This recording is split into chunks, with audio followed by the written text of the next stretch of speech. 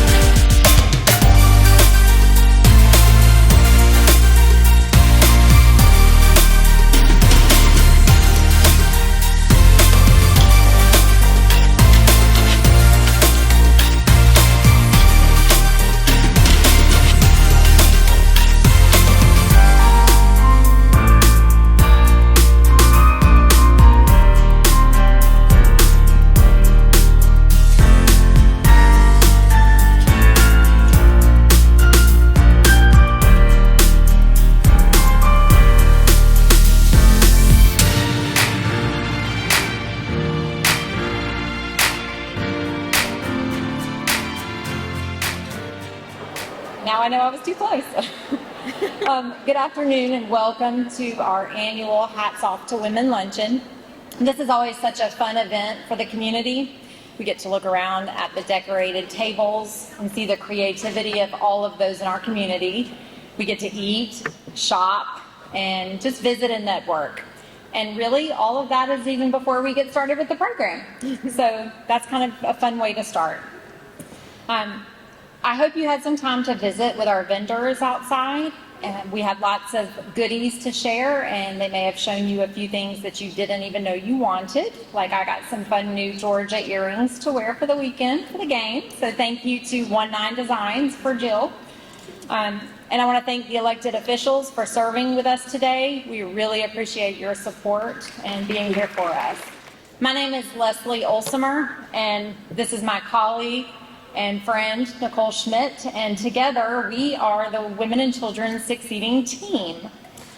We know that this event is here to spotlight our program specifically, but I do want to be clear that all the planning and the tireless efforts and organization, that is actually AIM's development team. So that is Susan in the back and Sarah Ann somewhere around here and their team. Thank y'all so much for what you do.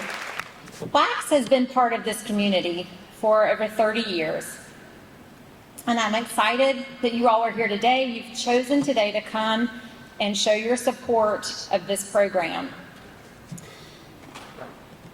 Nicole and I find ourselves really enjoying talking about WACS, just like Christy does. And those of you that know Christy know that she loves to share the stories. But we have found ourselves following in those footsteps. And I want to pass out an open invitation for each of you to come by the WACS Cottage, stop by, take a tour, hear what we do, and see our program in action. So please take that time to come by. So when you ask me, what is it about WACS? Why is it so powerful? I want to share 3 things with you. It's all about hope, and it's about growth, and it's about transformation. We are not defined by the circumstances of our lives, but by the choices that we make. And that is WACS. We celebrate the opportunity to get a degree and to choose and create that future for ourselves and our family. And we are so proud of each of the graduates through the years, 30 years of graduates, and a lot of them are here with us today. We are so blessed to be a part of that journey. But it's not just WACS, the staff. that makes that happen. It is this room, all of you here. I see churches around that have been part of this program the whole time. I see businesses and organizations and families, our politicians. Everyone is here to make that happen for us, and we really appreciate that. And I also see former WACS directors that are here with us today. I see former WACS staff members, our current staff members. All of you have also paved the way for this program to continue. So thank you so much. Thank you for praying and providing for WACS. So today, as you are here for our program, I hope that you have 3 things to keep in mind, and that is that you see the impact that WACS has in our community, that you feel the passion that Christy leads with and that Nicole and I share, and that you want to be a part of it. So listen to what we have to share, and we look forward to seeing you and having you a part of our program as well. On that note, I'd like to turn this over to Nicole. I am going to open up in prayer, so I just welcome you to bow your heads and join us as I begin. Gracious Father, thank you so very much for today. Thank you for this event and the purpose of it. God, I just pray that you continue to help us, Lord, to be Christ ambassadors as we reach out and love like you do, act wise so that others may be attracted to your wisdom, your hope, your salvation.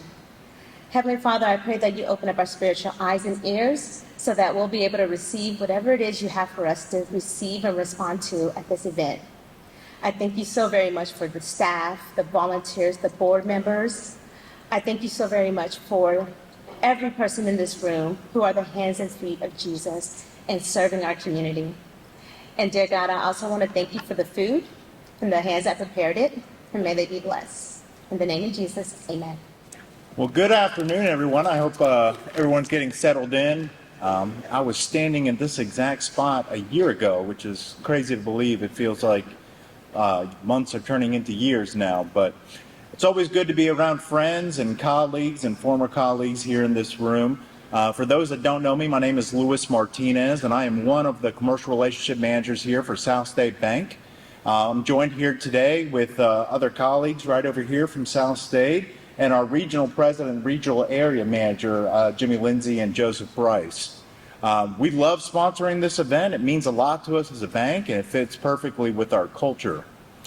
Let me tell you a little bit more about South State, and I could try to condense that into a summary. And then similar to what was said earlier, I'll give you 3 things to take away as well. I'm thankful to say that I duly serve as the finance chair for AIM.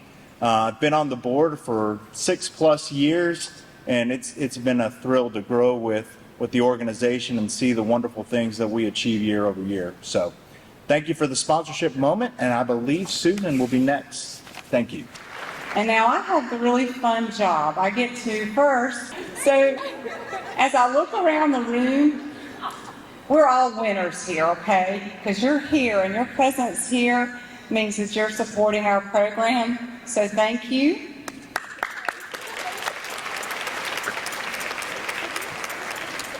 But now I do have the pleasure of announcing our winners this year. And believe me, I had nothing to do with it. We had some secretive women walking around, and then we did some voting last night at our preview party.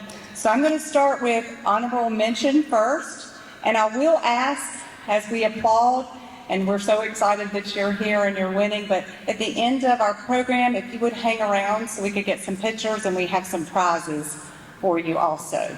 So we have 2 for honorable mention. First is our pivotal support team from AIM in the back.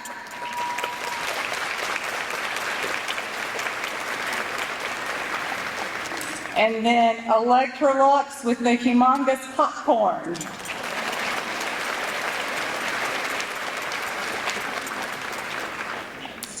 Third place this year is Spiro Financial with a nice tree.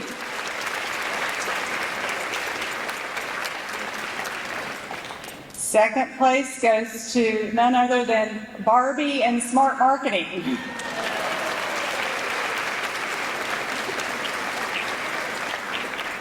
And first place this year. These girls really rocked it back there. Hill Electric.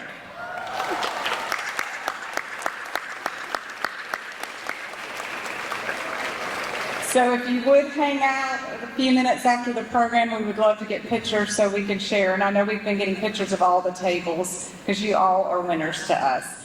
And now it's my pleasure to invite Anna Dukes to the stage. Anna, come on. Anna is a graduate of our Women and Children Succeeding program, a registered nurse, and a brand new business owner. And she also serves on my board of directors, so she's one of my bosses now. So I'm going to have Anna come and share her story.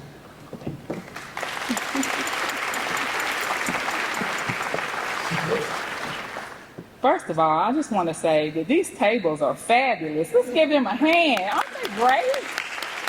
I am like blown away by the tables. So this is like my first WACS luncheon, and so I'm just excited to be here. I just want to begin by thanking God for giving me the breath and ability to be here and to speak in front of everybody today. To the AIM organization for their unwavering support throughout the years. AIM continues to be a vital entity in this community and a place where individuals can come and receive more than just emergency resources and services. And so I'm a product of AIM, I'm a product of WACS, and I'm just thankful to be here and to be a part of its mission and values and to be a representation of that. So, to Christy King Brock, thank you for always supporting me.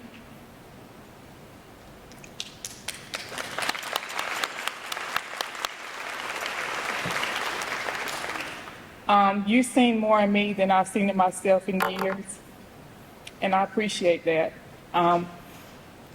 You're always presenting opportunities to me as a person, always telling me about the new things that are coming up, and I appreciate that. And I just want you to know that, you're not just our fearless leader at AIM, I consider you as a friend.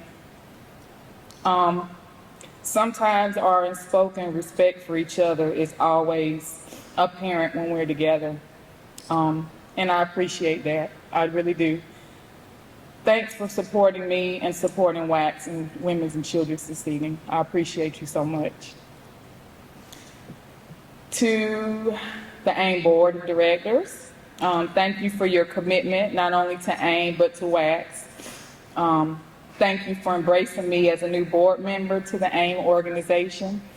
A little backstory, we had a retreat maybe a couple of weeks ago, and I was thinking we were going to be doing some jumping of fences, climbing walls and things. So I came in my Clemson sweatshirt, sweatpants, and everybody else was dressed to impress, so I was a little embarrassed. But at the end of the day, we had a good time, and I've enjoyed being a part of the board. So I wanted to give everybody a little bit of my story and how I came to AIMS and WACS as a participant, but I just wanted to remain very authentic about my experience and give some practical insight on a key term, because my story is perseverance. That's what got me through, seriously. I was born in Orangeburg, South Carolina, to a single mother who continues to be the blueprint and the strength of what I call mother, and she's just wonderful.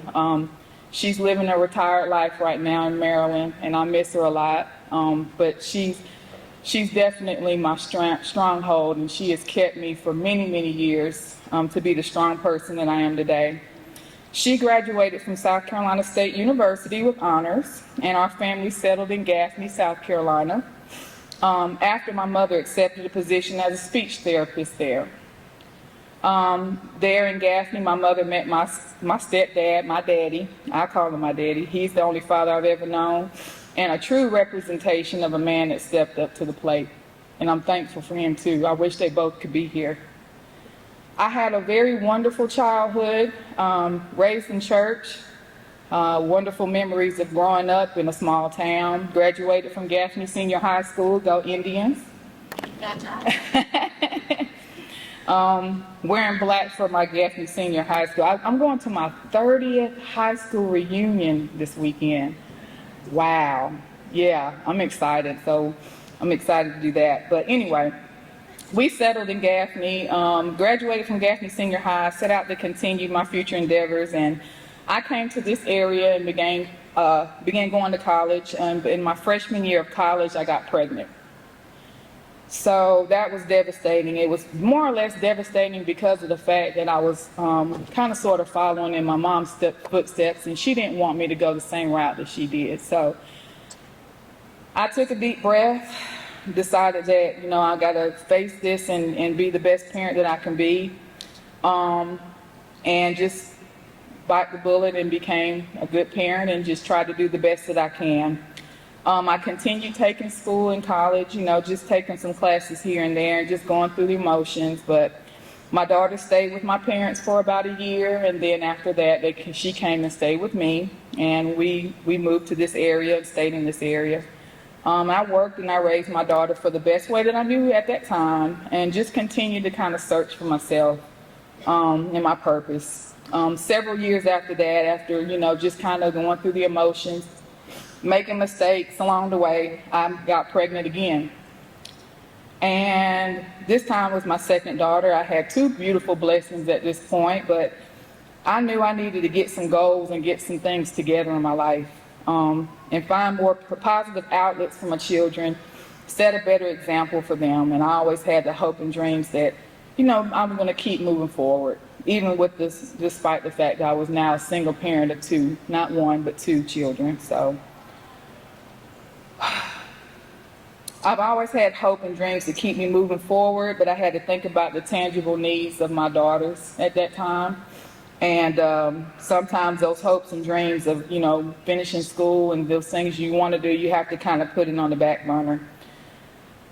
Unfortunately, in the mix of me having my second child, or being pregnant with my second child, my then boyfriend went to prison, making some bad choices, and he kind of thrusted me into making a way for my children for myself because I didn't have him there anymore.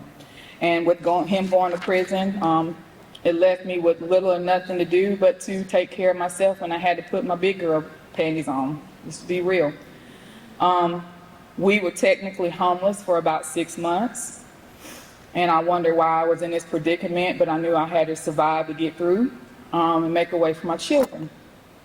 During that time, I kind of alienated myself from my mom because I just felt like, you know, I was just disappointing her over and over again, and I didn't want to disappoint her anymore. So I just kind of went through some depression, kind of went through some bad times, but I kind of still had the hope inside of me that I was going to do something better for myself. So in the mix of me trying to figure out what we're going to do with my life, where we're going to live, I heard that I may need to apply for an apartment through the housing authority here in Anderson. And so I decided I would go and apply. And, you know, possibly due to the circumstances, I was pregnant. I had another child that I could probably be pulled to the top of the list to get a place to stay. And so I did that. And in that mix of all of that, I decided that I would apply for housing. And I can't remember if Ames was the one that told me about the housing, or housing told me about Ames. But anyway, it was the correlation of the two that kind of allowed for me to be involved with Ames at that point. So I went and applied for housing, went to Ames, and, you know, I think the initial part of me coming to Ames was just to get some food for my kids, for me, and to be able to get some substantial housing for us. But I was there and I met Miss Nancy. Miss Nancy's here somewhere, yeah. She was telling me about some of the things that we had and what AIM offered, but she also was telling me more about some other things that were going on and more resources that were out there for me.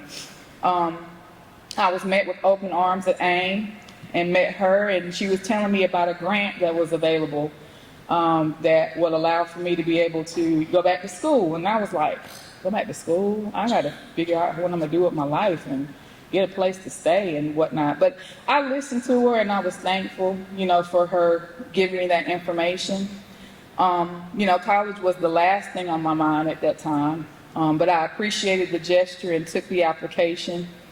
And I kept that application, I think, for 1 year while I was trying to figure out and get myself together. And then I finally came back and brought that application back and became part of the WACS, part of the WACS program. So before turning in an application, I just remember having to push myself to improve. There was a lot of soul searching that I had to do, that I had to do first. The car I had at that time wasn't working, it wasn't operable, so I had to walk everywhere to get where I needed to go. I can remember I finally had my second child, and I remember my oldest daughter being in school, and I would have to push my second daughter in a stroller to get where I needed to go, all the way around here in Anderson, because I didn't have a car to get anywhere. I just remember walking to McDuffie Street, some of those areas, and I walked to find a daycare for my daughter so that I could be able to get her to daycare so I could go to work and figure out what I was going to do with that. And taking the Electric City Transit to the DSS office right here and having to apply for food stamps and all of that kind of stuff. Walking to find a job. I walked everywhere. I had to walk to the grocery store. I remember those days more than I like to think about, but that just, once again talks about what we say about perseverance and how we just have to push through and keep going. Eventually, I turned the application into AIM, like I said, and I was introduced to WACS through the, I think it was an English grant. I think that's the name of it. And I just felt like I was moving in a more positive motion, just, applying and finally going forward into my career is going back to school and becoming, a better person and finishing what I started. So, and that participation with that, became a game changer for me personally. I decided at that point I needed to make some changes in my life, find a better way.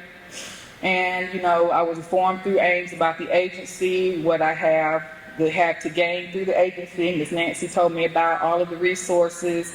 She talked to me about the daycare that they have available to help, which I did have daycare for both of my children. At that point, I started working, and I got a certified nursing position through National Healthcare right here in Anderson and started working as a CNA. And, still pursuing and processing this whole thing for school. My whole goal was to become a nurse. And I knew it was going to be a process for that. So I wanted to, first become a certified nursing assistant and then work my way up. In the meantime, I still connected with AIMS and then became a part of that program. It was a solid program, and they helped me with everything from clothing to Christmas for my kids, budgeting. I finally got a car. Whoop whoop. I got a Honda Civic. I thought I was riding good then. But I was just thrilled to see how God works and his plan through the lives of me and others, and just happy that I was able to be a part of something that was more positive. So I finally enrolled in the school, obtained a new childcare, provided for both of the children, and like I said, got my car.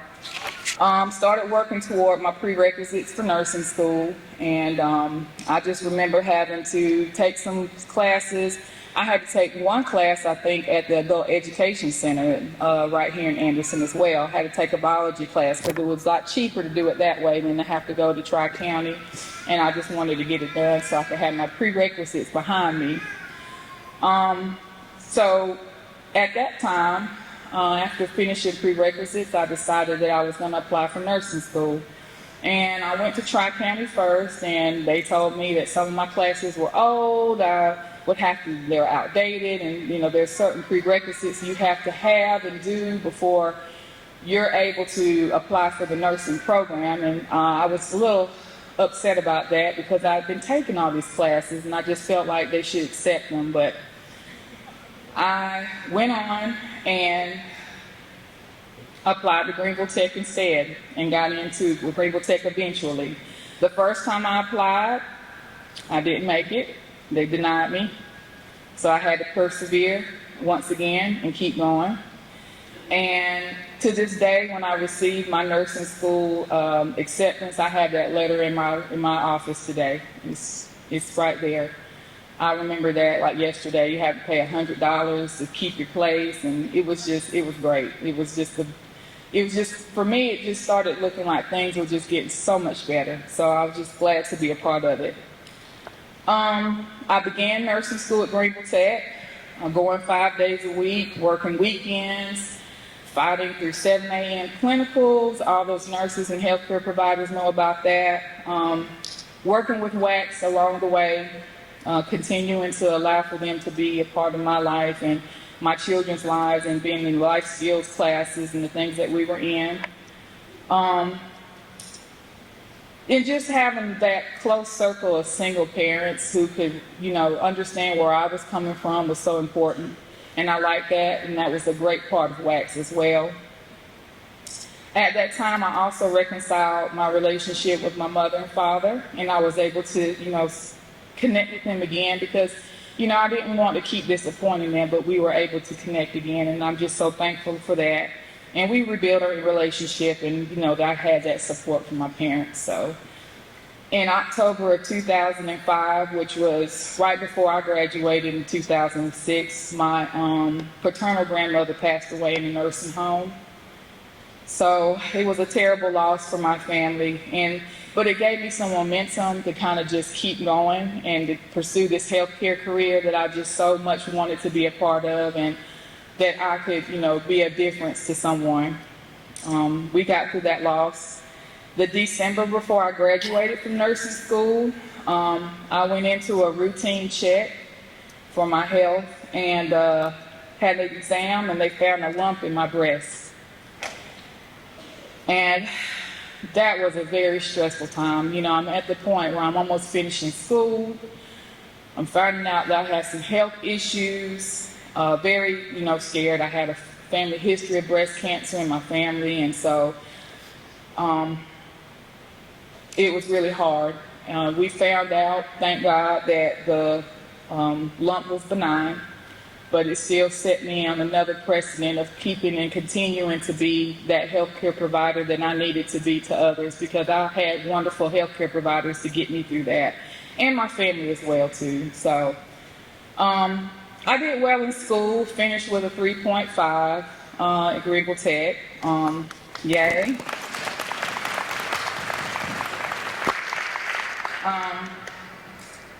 But then, after I finished, I also had to apply for an endorsement to become a nurse. And that's when you send paperwork to the state, and they have to review you to make sure that you're deemed eligible to be a nurse. And I was faced with another obstacle. I found out that I had a blemish on my criminal record, and I wasn't sure if I was going to be able to be a nurse because of some mistakes that I made. Thank God, once again, persevering, I was able to get that expunged off of my record, and I was able to be endorsed to become a registered nurse, and I got through that. And once again, we're just talking about that word, perseverance. Just keep going. Graduated in 2006, finally closing another chapter, moving on with my goal.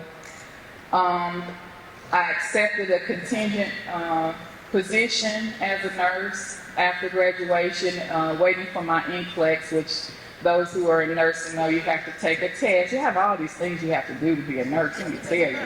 It's a lot. It's a lot. But we have to take a test, and so I had a contingent offer, and then my grandmother, my mother's mother, passed away.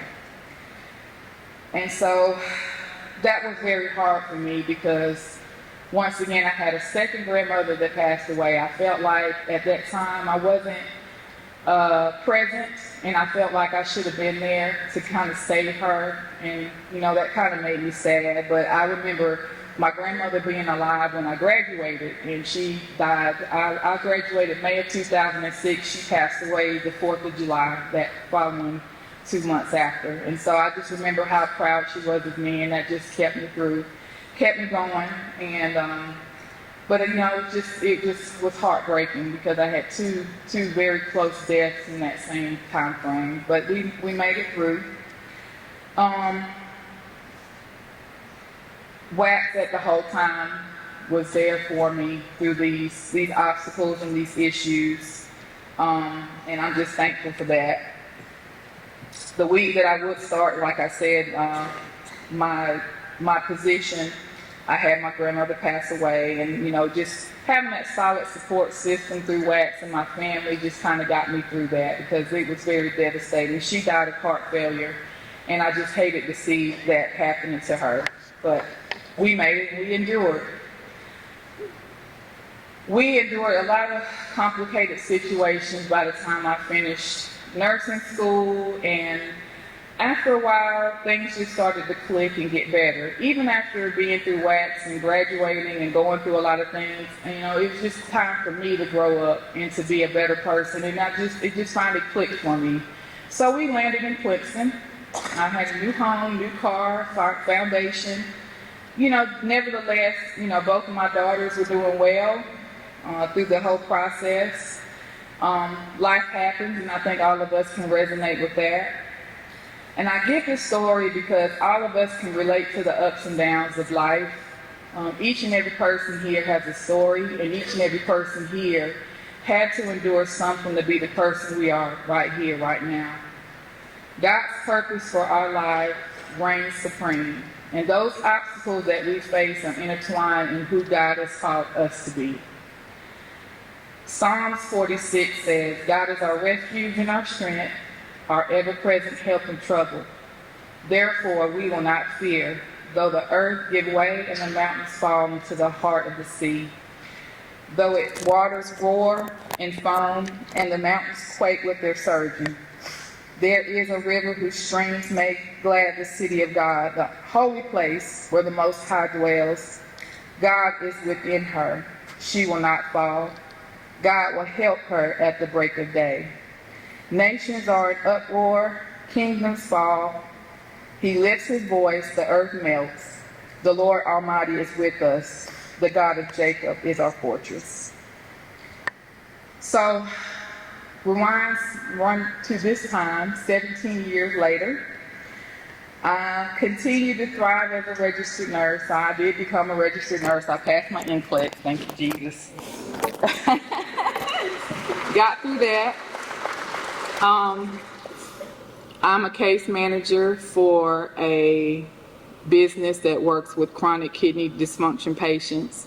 And so I get to, I've always worked with those type of patients throughout my career and throughout my jobs that I've worked in dialysis and whatnot. So it's a joy to be able to continue to work with those patients in this platform. My oldest daughter graduated from college.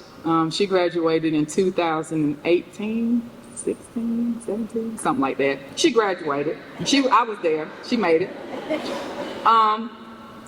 She graduated from a college in West Virginia with a double degree in chemistry and criminology with honors.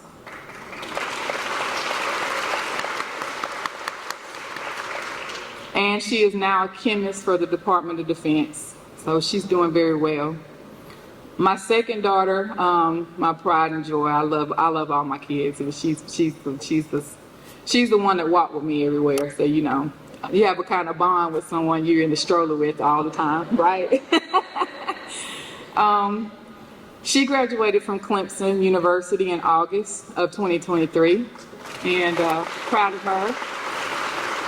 Biological sciences. Any of those who watched the graduation, she was the very last child to graduate. Very last. So she got all the accolades for that, but I'm so proud of her. She's in Charleston now, pursuing her opportunities to become a physician's assistant, and so I'm proud of her as well. So she's moved to Charleston and working at MUSC. I have two younger children, one 14 and one 12, that live with me, and they're doing wonderful. I've got a football player and a volleyball player that keeps me busy. Both of them are doing well in school, doing great. My son is an avid Clemson fan, so go Tigers, I have to say that. He wants to be a broadcaster for ESPN. My daughter wants to play volleyball for the Olympics, so they've got some high goals. I'm a homeowner, registered nurse, licensed esthetician, owner of 2 businesses now. And God has just been so good to me. He has been so good to me. And I'm just so thankful for what WACS and AIMS has done to help ensure me and to keep me present in the mucks of all those obstacles that I was dealing with. I give all the glory to him. And I just want to say that WACS and AIMS, they have included and been a part of my family. They are family. WACS and all of them are family. Do I still have complicated issues? Of course, we all do. Are things hard at times? Yep, nothing is perfect. But God's purpose is perfect, and it brings us back to our word perseverance. And I just want to reiterate that, especially to our WACS girls who are in the program now. Just keep going. I know it's cliche to say that, and you hear that same thing over, keep going, but really do press forward, because I'm telling you, your perseverance is going to get you through. It's going to push you and help you to get to your goals and what you need to do. Okay? Find your purpose through the trials, and know that these trials are refining you for your future success. Make sure you have a good circle that's supporting you. Please know that obstacles don't last, and when you're truly supported, you can get through anything. So we're celebrating our program today. We're celebrating our active WACS participants, our graduates as well. Women and Children Succeeding is a phenomenal program, and I just challenge every person in here, to delve more into what it represents. Devote your resources and time to this program, because it's definitely been a life changer for me. And it's not just changing my life, it's changing generations. I've got children who are benefiting from this. 4. Even if you're not able to resonate with my story, the stories of some of our young ladies, you can understand, and you understand how it is to be a father or a mother raising kids, getting through life's challenges, and the importance of that positive circle. And for the WACS participants, I know that you may have or are facing, issues every day in and day out. I'm here for you, and I see you. I understand. But know that what you're doing and persevering through leads to success, whatever you want to do in your life. It's right here in your hands, and keep going and keep thriving. And thank you. Thank you for letting me speak with you today. I appreciate it. Okay. Wow. There you have it. 3 WACS alumni sharing their information, sharing part of their journey with us. And I'm honored. We're honored, and we really appreciate it. And while I'm up here, I do want to just give a round of applause to our WACS alumni and our current participants, because they are sharing their journey with us as well. And we get to be a part of that, we as in AIM, and it really does feel like an honor. And just want to say we're so proud of you ladies, and keep on going. Graduation is a huge achievement, but it doesn't stop there. Our professional journey continues to grow. And so we encourage our graduates to invest in a professional association or organization, just so that they can continue to learn and also stay connected. And in the process of Leslie and I talking about it, we had a vision, and we named it Endow. Endow is a place, and it's a group of people that come together, professionals, for enrichment and philanthropy. We always joke about the height difference, So we are all here in this room today for the same reason, and that is to celebrate the legacy that Christy has created here. And we're so thankful that it is here in our community. But there's lots of legacies out there, and we want to take this opportunity to share that. The Christy King Brock Legacy Scholarship will honor a WACS participant and the legacy that they are planning to create. WACS participants are eligible to apply each year, and so this is the very first year that we will get to award this scholarship. So we are very excited to offer this. We have a plaque we will be giving today, and then $1,000 that will be sent to this recipient's school. So Christy, if you don't mind coming up here. Christy's going to be able to award this scholarship from one legacy to the next. So please join us for a round of applause as we recognize our first recipient. Nice. These are some amazing young women. And I am humbled and blessed that God gave me the vision for this program 30 years ago. And I'm so blessed that we had funders like the Duke Energy Foundation. I see Ms. Amanda sitting in front of me. When Doc Carnegie was over the foundation, he invested the first $15,000 in this program to get it started. So Larry, I'm not sure you'd be here if it hadn't been for Duke believing in our work and supporting us.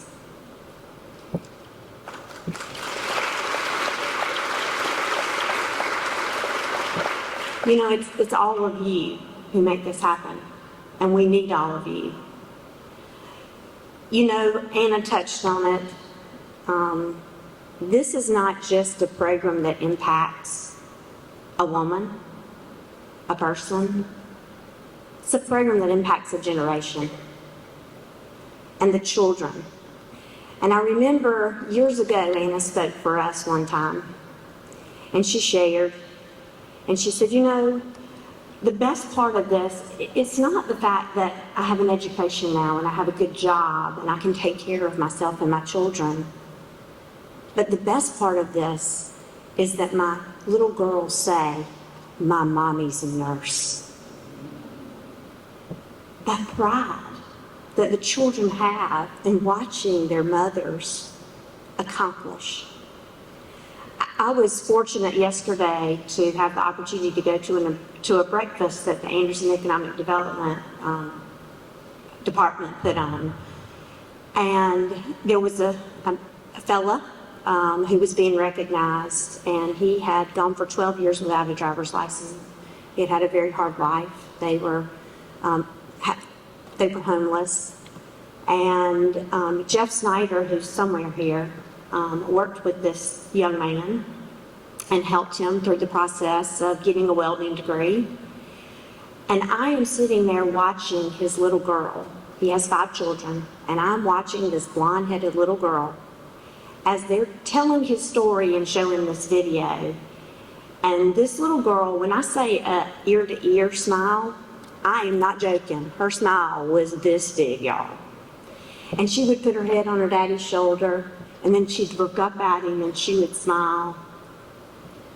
The pride that she has in her father. Thank you, Jeff Snyder and Echo Connect, for the work that you do in helping people, just like our Women in Children Succeeding program. It takes us all. It takes a village. So I'm going to invite you, I'm going to challenge you to join me in supporting this program. To know that you're a part of their journeys. You know, we have 177 graduates of this program. Women that have college degrees because of this program. But that 177 is only a part of the women's lives that have been touched. And now the children's lives that have been touched, because there have been so many times I've been somewhere and somebody will say, Christy, do you remember me? And I'll go, you're in our WACS program. And they'll say, yeah, I didn't graduate from the WACS program, but I have graduated.